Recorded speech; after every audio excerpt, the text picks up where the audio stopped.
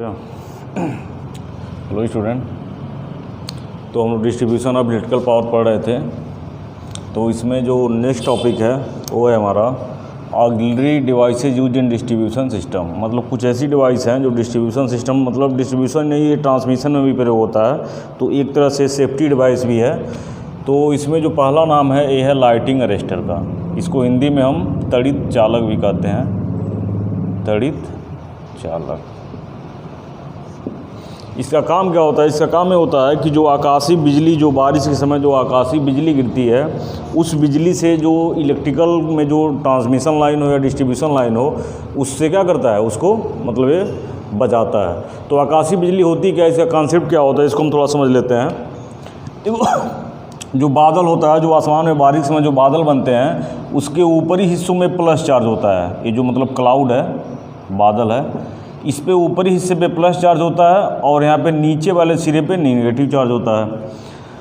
और वही काम होता है नीचे जो अर्थ है, हमारा जो ज़मीन है, उसके जो नेगेटिव होता है वो ज़मीन के अंदर चला जाता है, तो उसके सरफेस पे हमेशा पॉजिटिव चार्ज होता है। तो इसमें प्लस वाला माइनस को क्या करता है, उसी की ओर गिरेगा, वो अट्रैक्ट करेगा। क्योंकि तुम लोगों ने पढ़ा होगा कि समान चार्ज एक दूसरे को क्या करेंगे, रिपल करेंगे। तो यहाँ पर माइनस वाला एक गिरने की कोशिश करेगा, ठीक है। तो यही रीज़न है कि यही माइनस वाला चार्ज नीचे गिरता है और क्या करता है, इसके संपर्क में आता है। और जब इसके संपर्क में आता है तो इसको अट्रैक्ट कर लेता है। फिर इसके बाद ये क्या करता है, ये निगेटिव चार्ज जब यहाँ आता है तो निगेटिव ज़मीन से संपर्क करते ही ये कहाँ चला जाता है, नीचे ज़मीन में अर्थ कर जाता है। तो बिजली गिरने की प्रक्रिया यही होती है कि बादल पर यहाँ ऊपर प्लस और नीचे माइनस होता है।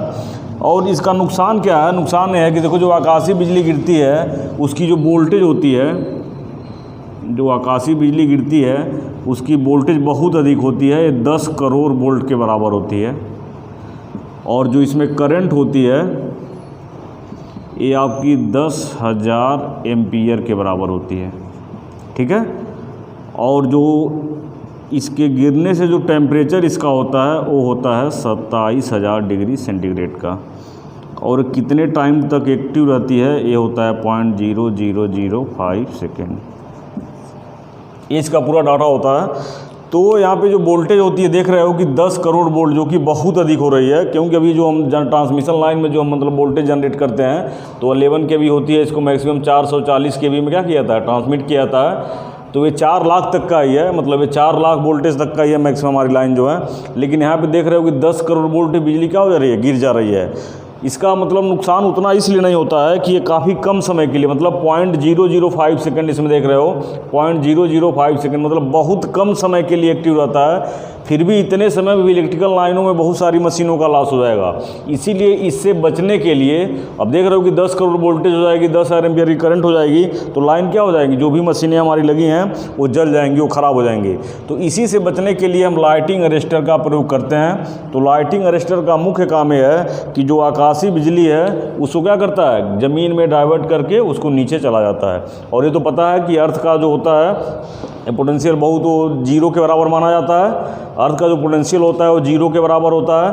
इसी वजह से कितना हो, मान लो कोई चीज़ 0 है तो कोई भी चीज़, मान लो कोई बहुत अधिक खाली चीज़ है, उसके अंदर कुछ भी डालोगे तो क्या होगा, चला जाएगा। इसलिए इसमें कोई भी चार्ज होगा वो क्या होगा, आसानी से चला जाएगा। तो ये निगेटिव चार्ज इस पर गिरेगा और जो ही ज़मीन से संपर्क में होगा कहाँ चला जाएगा, उसके नीचे चला जाएगा, ठीक है।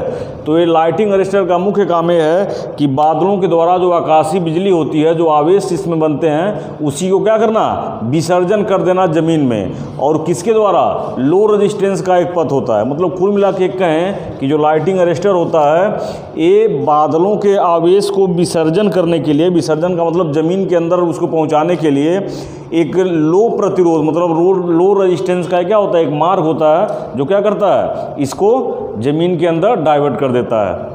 इसका फ़ायदा क्या होता है, जो भी हमारी बड़ी बड़ी बिल्डिंग्स बनी हुई हैं, कोई चिमनी है, कोई मोबाइल के टावर्स हैं, या इलेक्ट्रिकल में चाहे वो ट्रांसमिशन लाइन हो चाहे डिस्ट्रीब्यूशन लाइन हो, सबको क्या करता है, सुरक्षा प्रदान करता है। इसकी डिज़ाइन क्या होती है, इसकी जो डिज़ाइन होती है, देखो ये मान लो, ये माने ऊपर हमारी ये पावर लाइन है, इस पावर लाइन से ये जो पूरा सिस्टम जो मैकेनिज्म है दिख रहा है फिगर में, यही हमारा पूरा लाइटिंग अरेस्टर होता है। इसमें होता कुछ नहीं है।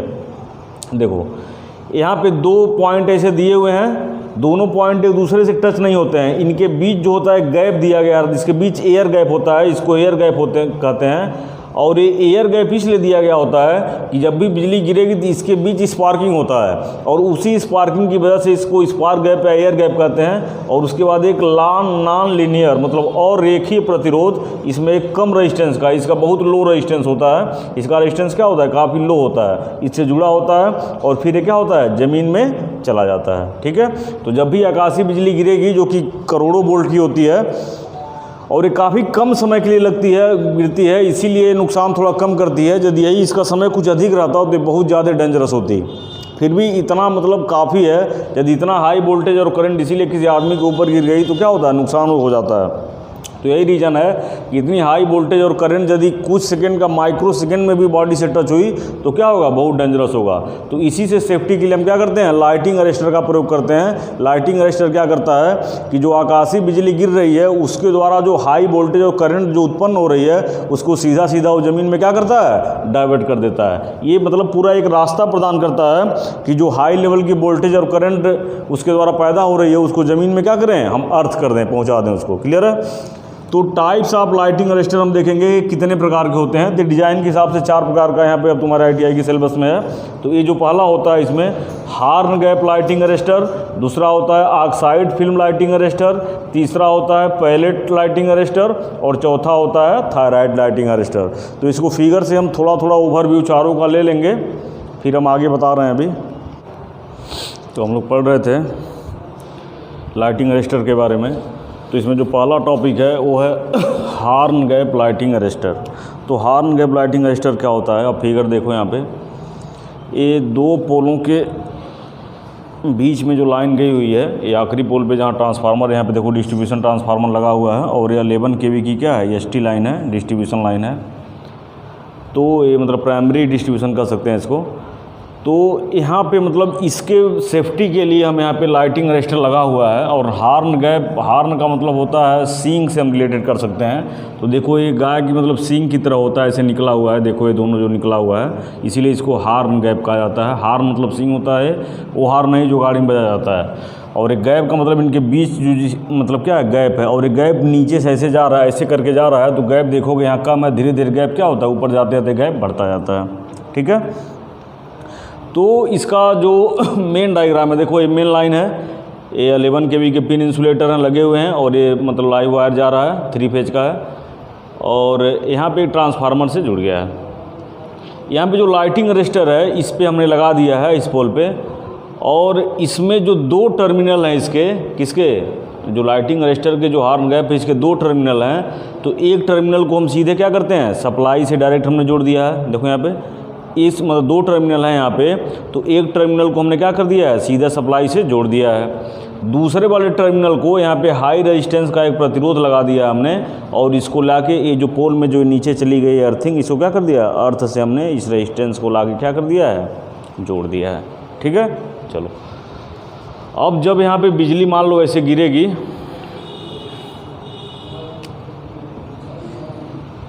बिजली मान लो गिर रही है, तो हमने बताया बिजली जब गिरती है तो हाई वोल्टेज और हाई करंट क्या होता है, उसमें उत्पन्न होता है।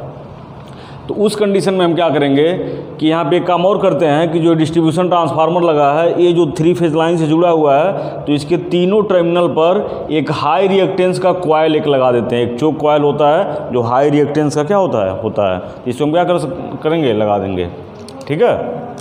चलिए, अब होगा क्या, जब भी मतलब बिजली गिरेगी, तो जब बिजली गिरेगी तो होगा क्या, बिजली गिरेगी तो उसमें हाई वोल्टेज और हाई करंट होता है, यहाँ तक कि उसकी फ्रीक्वेंसी भी बदल जाती है। तो जब भी इस लाइन में मतलब गिरेगी तो अत्यधिक धारा आएगी, तो इसकी वजह से अत्यधिक धारा का मतलब 20% पे ही एक्टिव हो जाएगा। यदि कहने का मतलब ये है कि यदि मान लो 100 एम्पियर की करंट है और उसको 120 एम्पियर लगेगा मिलने, तो उस कंडीशन में ये क्या होगा, ये अपना काम करने लगेगा।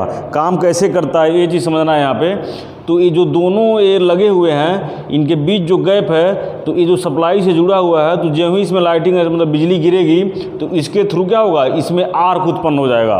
एक गैप भी विभिन्न वोल्टेज पे विभिन्न तरह का होता है। इस मान लो 440 का है तो 440 वोल्ट का है तो 1.6 mm का होगा, 73 किलो मतलब वोल्ट का है तो 10 mm का होगा, 11 का है तो 15। तो अलग अलग वोल्टेज पे गैप अलग अलग होता है, तो ये अलग की बात है।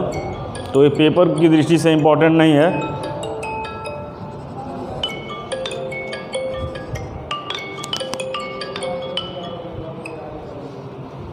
ठीक है। तो पेपर की दृष्टि से बहुत महत्वपूर्ण नहीं है। तो ये वर्क एक से करता है कि यदि जब भी मतलब वो करंट 20% अधिक ले लेगा, मतलब मान लो 100 एम्पियर जा रही है और 120 एम्पियर जाने लगी, तो उस कंडीशन में क्या होगा, यहाँ पे एक आर्क उत्पन्न हो जाएगा। क्या होगा? आर्क उत्पन्न होगा इसकी वजह से, और इस आर्क की वजह से इन दोनों में कांटेक्ट बन जाएगा, और इसी कांटेक्ट की वजह से यहाँ पे एक रजिस्टर लगा हुआ है, और इस रजिस्टर के थ्रू क्या होता है, ऐसे जाते हुए एक करंट क्या हो जाएगी, जो पूरी होगी ज़मीन में क्या हो जाएगी, डाइवर्ट हो जाएगी।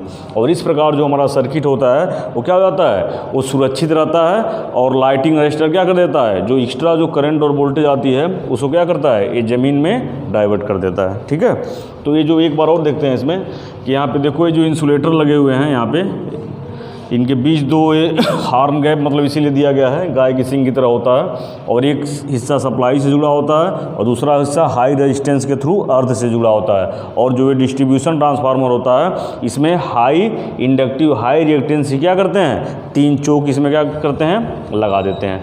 तो ये जो चोक होता है ये काम क्या करता है कि जब भी इसमें मतलब इस लाइन में बिजली का संपर्क होगा तो क्या करेगा, जो इसमें बहने वाली धारा है इसको तो जाने देगा। इसका सबसे बड़ा गुण ये होता है कि इसमें जो लाइन में जो मेन लाइन की धारा आ रही है उसको तो इसके थ्रू ट्रांसफार्मर में जाने देगा, लेकिन जो हाई वोल्टेज का हुआ आएगा इस हाई रिएक्टेंस की वजह से ये क्या करेगा, उसको रिवर्स भेज देगा इस साइड, और ये क्या करेगा, ज़मीन में इसको अर्थ कर देगा, और ये क्या करेगा, उसको सेफ रूप में ये क्या करेगा, बचा लेगा। ठीक है।